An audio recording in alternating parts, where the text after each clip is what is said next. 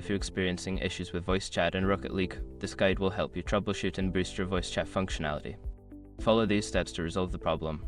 Step 1. Check in-game settings. Navigate to the Options menu in Rocket League and select the Audio settings. Ensure that the voice chat option is enabled and that the correct input and output devices are selected.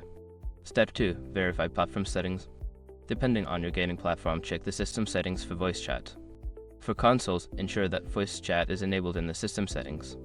For PC, check your audio settings in the control panel or system preferences. Step 3. Update game and drivers.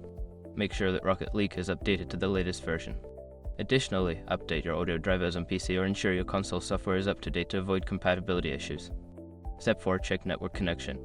A stable internet connection is crucial for voice chat functionality. Test your internet speed and stability and consider resetting your router if you experience connectivity issues. Step 5. Restart game and device. Sometimes, simply restarting Rocket League or your gaming device can resolve voice chat issues. Close the game completely, restart your console or PC, and then launch the game again. By following these steps, you should be able to boost your voice chat functionality in Rocket League. If problems persist, consider reaching out to support forums or the game's customer service for further assistance.